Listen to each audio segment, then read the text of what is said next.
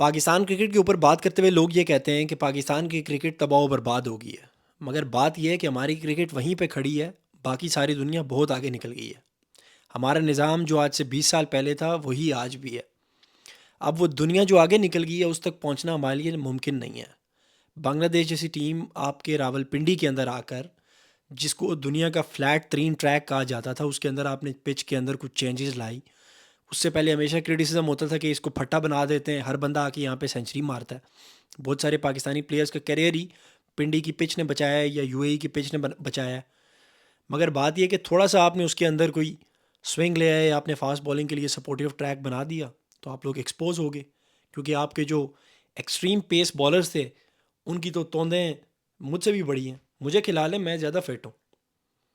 122, 125, 126 का पेस है टोटल।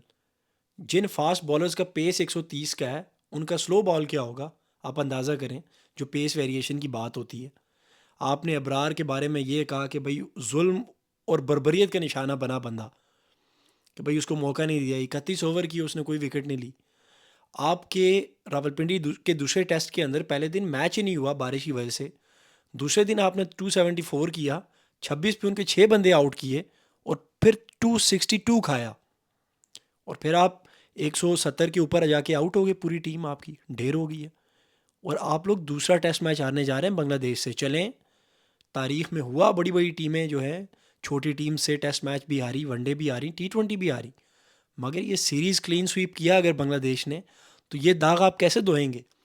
कल को कोई बड़ी टीम आ गई आपके मुल्क में, पिंडी जैसी पिच आपने बना के उनको दे दी, तो आप क्या मुंह दिखाएंगे? फिलहाल तो आप अभी भी मुंह दिखाने के काबिल नहीं है। किंग बॉब्जी कर लेगा, क्या कर लेगा भाई? आपने एक हुआ बनाया। पूरा पिछले 4 से 5 साल पाकिस्तान क्रिकेट के साथ जो हुआ कि बाबर आजम हमारी बैटिंग की बैकबोन है। ओ भाई, दुनिया में ऐसे क्रिकेट नहीं होती है कि किसी एक बैट्समैन के ऊपर आप डाल दो कि ये हमारी बैकबोन है। इसका मतलब है कि वो चलेगा तो हम चलेंगे, नहीं चलेगा तो टाटा बाय बाय। और यही हो रहा है। Babar Azam out of form हुआ है, हो जाता है किसी भी प्लेयर के साथ। तो बाकी क्या 10 जो हैं वो आम लेने आए हुए हैं या कोई माल्टे छीलने आए हुए हैं। उनका काम भी क्रिकेट खेलना है, उनको भी पीसीबी उतने ही पैसे देता है।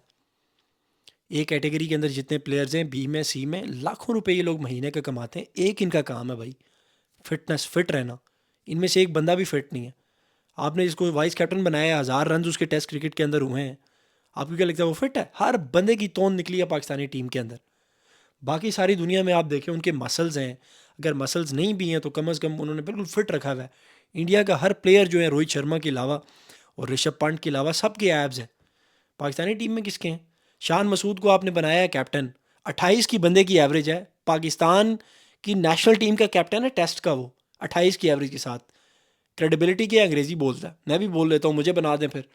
मुझे इतने मैचेस दें, 25-26 में ही बना दूंगा आपको हर मैच में, टुले मार के। ओ भाई, कोई निज़ाम की बेहतरी की बात होती है, कोई सिस्टम होता है, कोई डोमेस्टिक के प्लेयर्स जो हैं उनको लेके आया जाता है।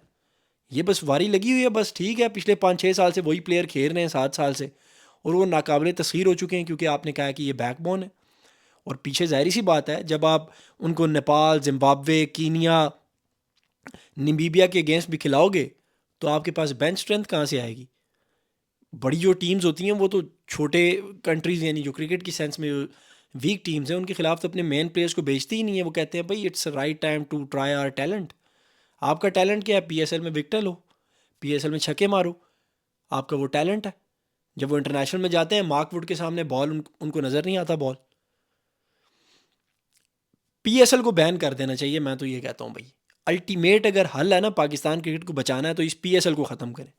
और ये जितने भी प्लेयर्स हैं जिनको पैसे कमाने का चस्का पड़ा हुआ है, जो कि कमाते हैं, नेशनल टीम से भी लेते हैं, पीएसएल की कॉन्ट्रैक्ट भी लेते हैं, सारी की सारी ब्रांड्स इन्हीं के पास आती हैं। पीएसएल को बंद करें ताकि इनको कोई होश ठिकाने आए, इनको पता लगे, इनको 4 डे के ऊपर लगाएं। इनमें से कोई बंदा 4 डे नहीं खेलता, 3 डे नहीं खेलता।